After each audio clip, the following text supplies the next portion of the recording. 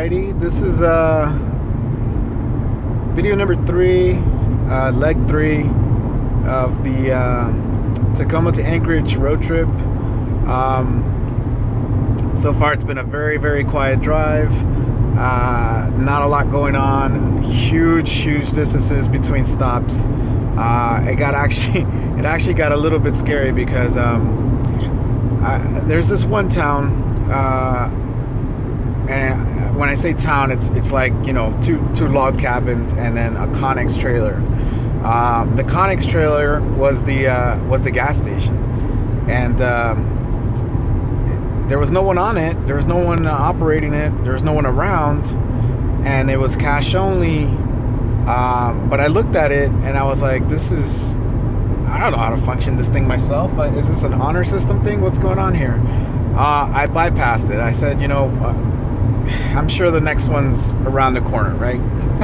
Well, no, it's not. Nothing's around the corner here.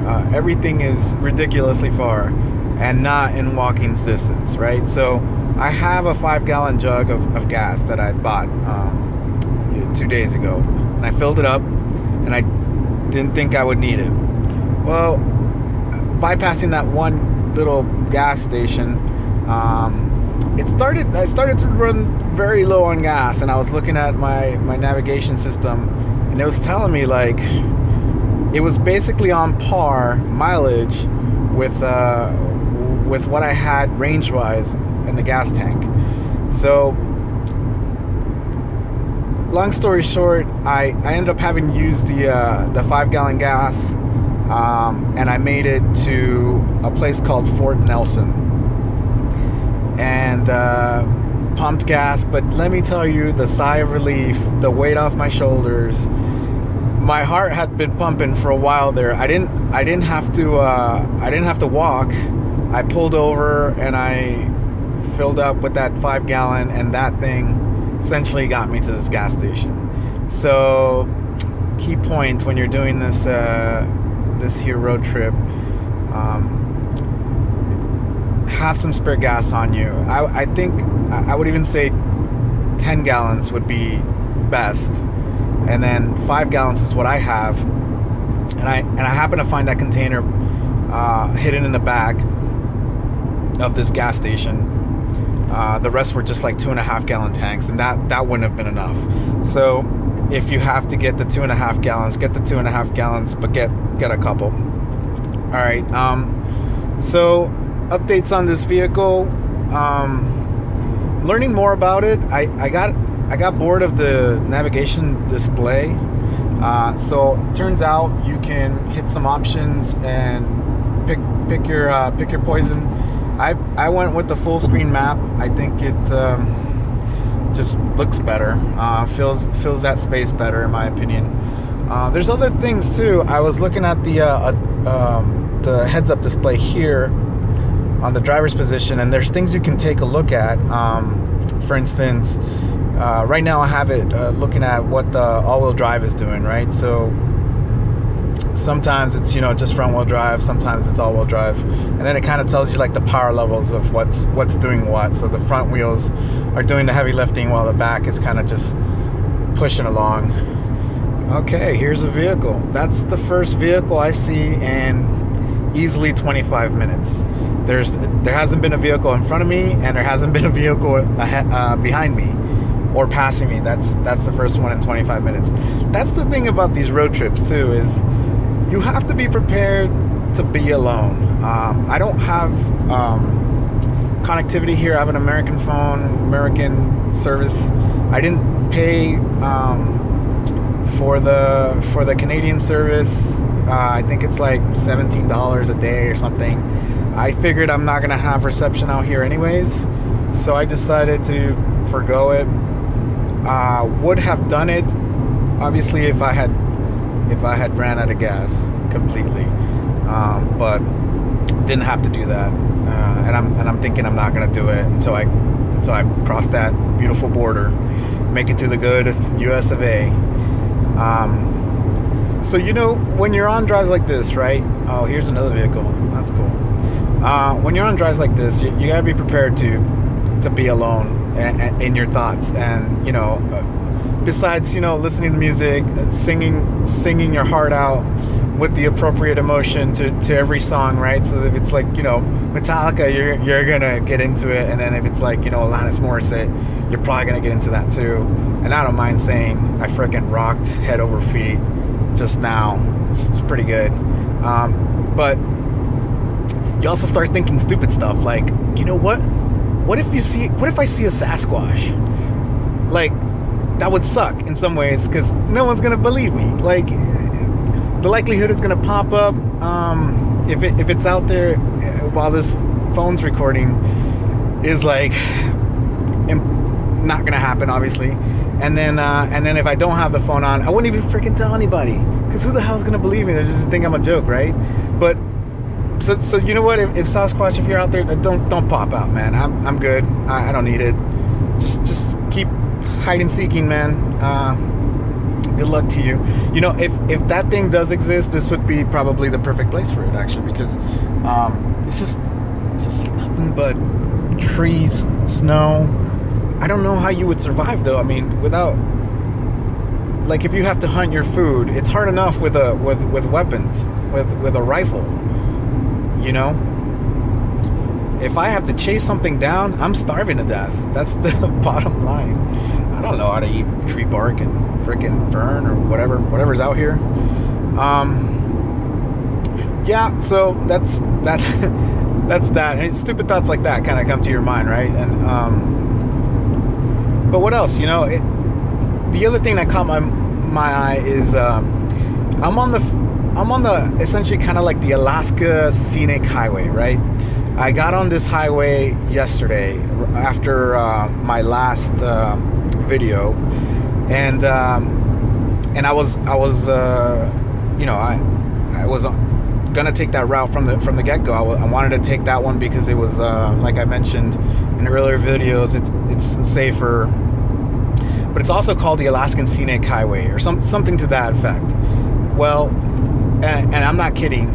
It's almost as soon as you turn, you make that connection, right? It goes from beautiful, lush greenery, gorgeous mountains, beautiful. I saw an elk on the side of the road just eating just huge antlers. I mean, I've seen one other beautiful elk in person, and it was in Arizona on my way back from Grand Canyon. So this is my second elk. And so I saw that. I saw deer just crossing the highway in front of me, like about a quarter mile down. Just white-tailed deer, like 5 of them. I've seen some beautiful things. Okay, as soon as you turn into that highway, guess what? It's almost a complete opposite. This scenic Alaska route, whatever, is it looks worse than what I'm looking at right now. Like, it's sludge. There's a ton of construction. There's a lot of potholes. In fact, I'm pretty sure this car's going to need an alignment as soon as I get back to Anchorage, because I mean, it wasn't scenic at all. I mean, it's pretty ugly, to be honest. so Alaska, I don't know if Canadians are making a point there. It wasn't a sight to behold, and I wouldn't even say I could recommend that route, other than the fact that I've still encountered good people, friendly Canadians, and places where I could stop and put gas. And I guess that's really all we need, right? Like, I don't really need more than that. So last night I stayed at a place called Grand Prairie. It pays to be an ISG member, which is like the Holiday Inn hotel chain. I don't know what other hotels are part of that, but ISG and Holiday Inn. If you're a member of that, it'll save you some money. Not a lot. I don't really recommend. I'm not going out of my way to recommend them too much. I'll just say it saved me money. They upgraded my room. They gave me free breakfast, which was like a really good buffet. Like it was $12.99. If you didn't get that breakfast for free, you were gonna pay $13 basically for that little breakfast buffet. So it helped, and I earned some points there, I guess. What else? Driving through Grand Prairie, again, huge amounts of potholes. So the route I'm taking, right, as I mentioned, is the Alaska route, which means it's a logistical route. It's where all the supplies are pushing in and out of Alaska, back to the lower 48 through Canada.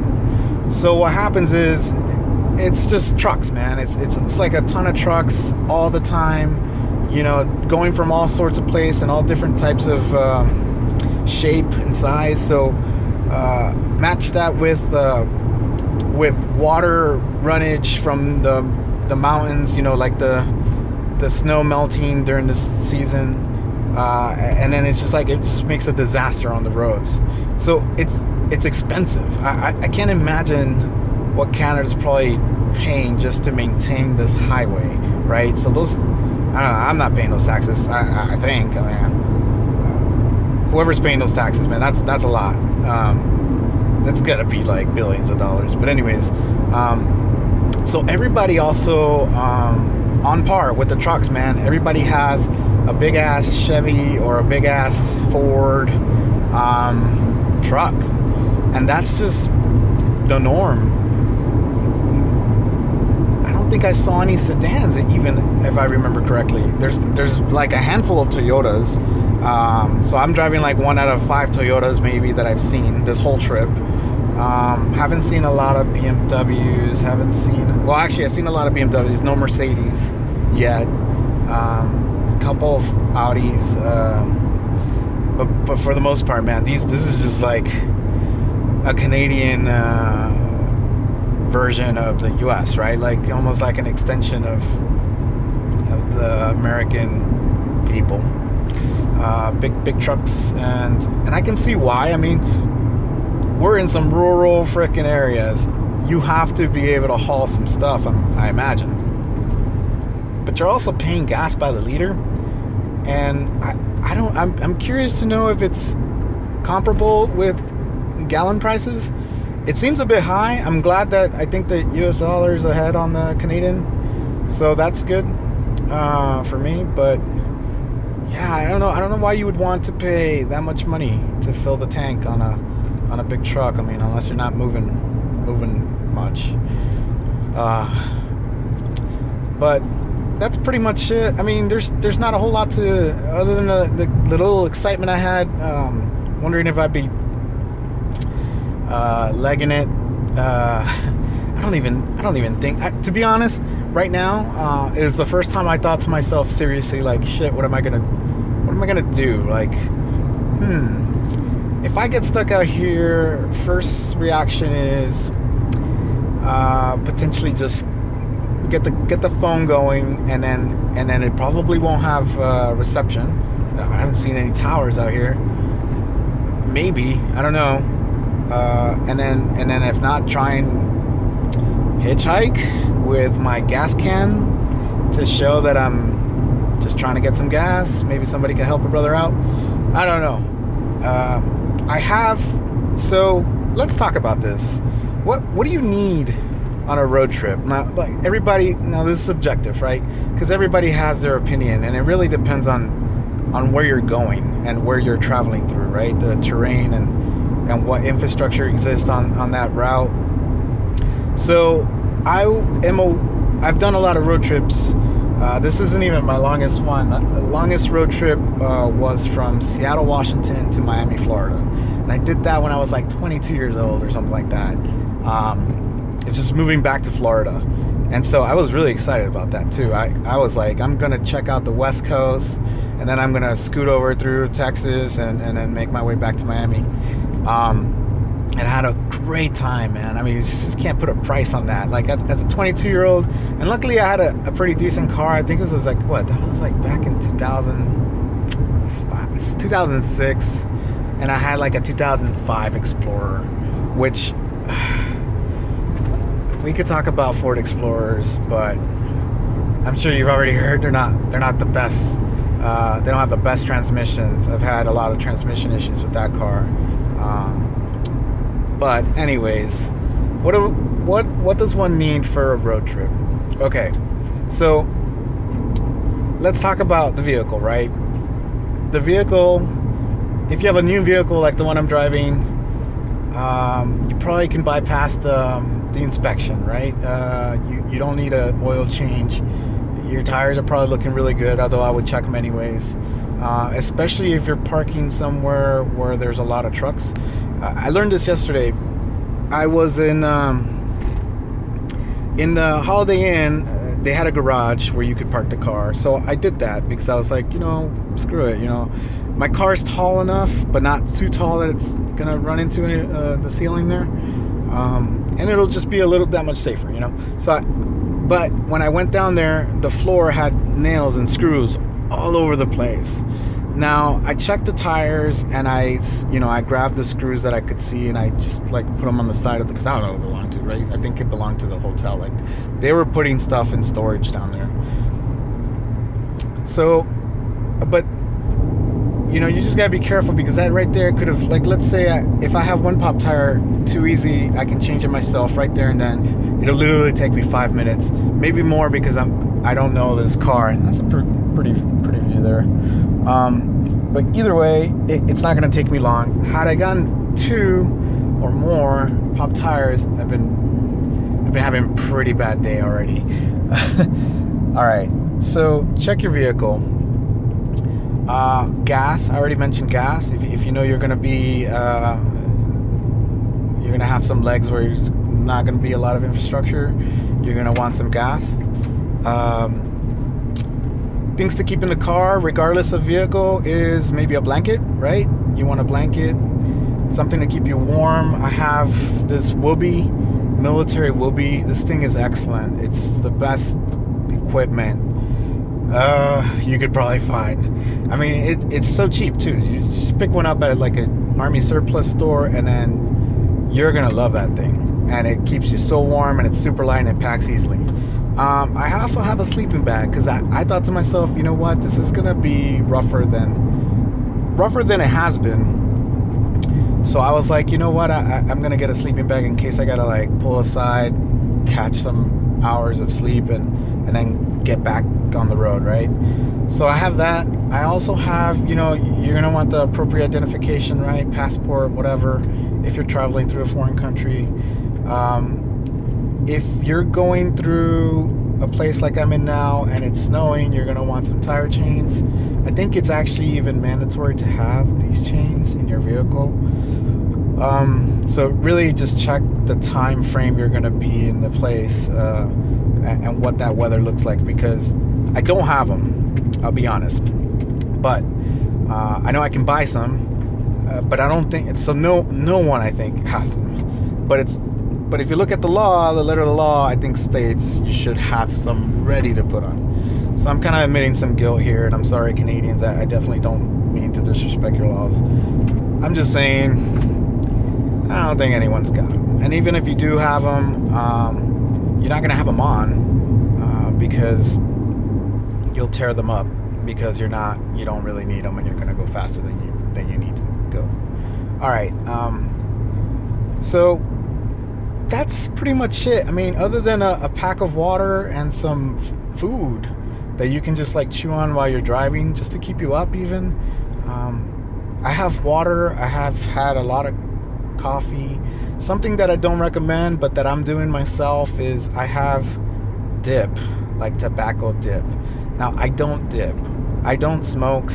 I don't care for it. However, I know that it gives me some pep in my step, if you will, right? So, and it kind of just helps you get through some of the time, like boredom. So I have dip, and let me tell you, if you're gonna pick up dipping, or I guess any kind of tobacco use here, you don't want to do it here. You don't want to do it in Canada because guess what? It's super expensive. It's not like in the U.S. You can buy a packet of cigarettes and a can of dip, and it's really ridiculously cheap. Like it's almost like they want you to do it. In Canada, it's really expensive. I mean, I'd say even up to 10 times as expensive. And you think I'm exaggerating? not exaggerating. It's expensive. But I bought it because I was like, it's gonna get pretty boring out there, and I know I could use the energy, and it's fine. It's not even, for some reason, I've never been addicted to tobacco, so it's not an issue. Okay, so that's what I have. What else? Okay, so I have something that I love and I wear often, because sometimes the weather is like what it is right now. It's 53. Maybe it gets a little windy, but it's not like cold. It's not really cold, right? Especially if the sun's out, it's not really cold. So what I have, and you'll see it here, is a vest. I've had this vest, I don't know, at least 5 years. It's a Banana Republic vest. It's like this quilted, really warm, kind of goes with anything, jeans, whatever. And it keeps you warm, and it's comfortable. It actually acts like a extra cushion for your back, and it also has like zipper pockets, so I can throw keys and a wallet in there, and I'm not afraid to lose anything, right? I like the vest stays close to me, and so nothing's gonna fall out. So it's really, really nice to have. Okay, jeans. Now, everybody that I've encountered on the road, and people are gonna think something might be wrong with me. In fact, everyone's wearing, like the women are wearing the yoga pants, and the men are wearing like workout pants or shorts, and that's fine. Nothing wrong with that. I don't wear it. I have plenty of jean options that are super ridiculously comfortable. I have like tough jeans, like denim, selvage denim, that are not so comfortable, so I'm not gonna wear those, although I did bring them. And then I have like these Lucky Brand jeans that I'm wearing now, and these things are like so comfortable. I could run in these jeans. So that's another option, right? And I think the reason why jeans is good for a road trip too is that you can hop into a restaurant, you can hop into it. You're never going to be underdressed. You're obviously not going to be overdressed, but you're going to be okay. Not that it matters. It probably doesn't matter as much, but whatever. I try and put kind of like the best foot forward most times. Okay. Third thing that I wear is a collared long sleeve shirt. You're more than likely going to disagree with me on this, but hear me out. So with a long sleeve button-up collared shirt, there is no going wrong. You can roll up the sleeves if it's hot, and now you're almost like wearing a t-shirt. You can put the buttons down, and you're almost like wearing a v-neck. You can collar it up, although I don't see why you would, but you could if it's windy, and it just keeps you that much warmer, protection from the wind. And they're ridiculously comfortable. All I've done is I'm wearing extra large. I'm a large, but I'm wearing extra large, and now it's like I don't even feel it. It's perfect, and it fits fine. Right now, I'm wearing this really, really vintage, like I guess you could call it vintage, because it's like this old company, menswear company called Structure. Back in like the maybe like late 90s, early 2000s, this was like a pretty decent men's store, and I used to shop there all the time. So I have a shirt that it's a large, and it still fits me, and it looks better than most new shirts that I have. Like, this thing's held up so well. And the company doesn't exist anymore. It was bought by Sears. Sears kind of ruined the brand, and then I think the people who were making Structure were also making women's clothing under Express, and then they just kind of sucked up the ideas into Express for men. So that's what I know about Structure. It doesn't really exist, but like I said, I'm wearing a shirt. I can show it later. It looks great. It's held up great, and the good thing about it, right? If you invest in some button-up shirts with collars, they're gonna outlast your polo shirts for sure. Polo shirts they'll shrink, they get stained, hard to get stains out of them. Typically don't have patterns, right, because they're polo shirts, so there's no way to hide like a small mess if you drop something on them, and there's almost no way to really dress up a polo shirt. You're kind of stuck in this permanent casual. So it has one function. It might be super comfortable, and if you're using it for that, great. But like I said, I think if you just go collared shirt, I'm kind of rambling on about this shirt thing now. But what I'm saying is, there's multiple uses for this one type of shirt, and then I think it beats a collared shirt or a t-shirt even in terms of comfort, wear, and functions. All right, what about shoes? So I packed 2 shoes. One of them is I think they're called Sorbels or something like that. They're like winter. They're really popular in Alaska. They keep your feet ridiculously warm. They protect you from like wet. So if you're in the snow, whatever. So those are great to have, right? Because I'm in a winter environment kind of here, even though it's the first day of spring, actually second day of spring. All right. So that's what I picked as, like, in case things get stupid cold out here. And then I have this semi-casual boot from Johnston & Murphy. They're alpine type, and they up near the ankle they have these hooks, so they're easy to get the lace off and to also put them right back on. They're pretty warm. They offer protection from water.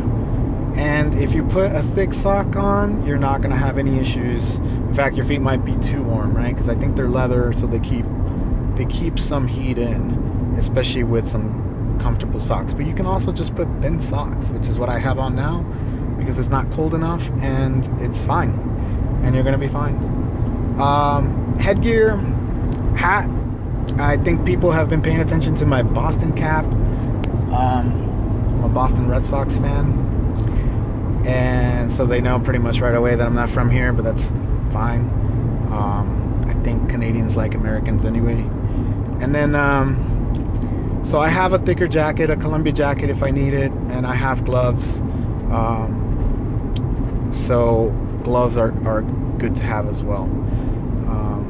Oh, one last thing. If you have a headlamp, or at least maybe even 2 headlamps, or a flashlight, whatever, pack one of those or 2 of those, maybe some extra batteries, because if you have to do anything at night, let me tell you, there are no light poles here, so you're going to be doing it in the dark, right? So pack some headlamps and make use of them, and I don't think you're going to regret that choice. So last night was my first time driving this car at night. And to be honest, not too happy about the headlights. I mean, yes, I could see, but I don't want to be driving out here at night. Like, if anything, I've noticed that it's like ridiculously way darker out here, obviously because there's no lamps, there's no lights, no infrastructure to give off some light, nothing. You're out here and it's the wilderness, right? So your headlights are all the light you have. And if you have great ones, great. And if you have mediocre ones, or ones that may not do the job in your opinion, then you're kind of stuck with that too, right? So I'm kind of stuck with what I have. I'd rather not drive at night. I think I am tonight though, because I am going to Walton Lake, and that is currently 5 hours and 11 minutes away. And it's not 2 o'clock. It's actually I think 4 o'clock. So I should be getting there around 9 p.m. Hopefully there's a hotel that I can stay at. I've already done the research. There's a couple, I think, but hopefully there's some vacancy. All right. So that's pretty much it. If I think of any other things, I'll let you know. Lip balm is another thing you're going to want for me, because I suffer from like dry lips. and I don't drink enough water, I guess. I have Jack Black lip balm, and it's like so good. I mean, I haven't found anything better. I used to be kind of addicted to Burt's Bees. I thought they were really good. They are, and they're somewhere like mid-range. If you go up price-wise and get the Jack Black, it's not only going to keep your lips smooth and moist, but if they're dry already, they kind of heal them. It's pretty miraculous the way that shit works. So I recommend that. Oh, there's this Kiehl's lotion for your feet that you can also use, that I use, and it just keeps your feet dry. And when you're wearing shoes for a long ass time, like on the road trips, it's yeah, I mean, not 100% necessary. I use it and I like it, and it keeps my feet dry. I have sweaty stupid feet, so I use that. So I think I have about 3 hours, maybe 4 hours of light left, and then the rest of that is going to be night driving. I don't think I'm going to be doing a video of me driving at night. It's just not safe. So I think I'm just going to sign out. If I find anything else interesting, which I very much doubt, I will sign back on, tell everyone about it. But yep, this is leg 3 from Grand Prairie to Walton Lake, and I should be down there tonight, hopefully. Wish me luck. All right, thanks.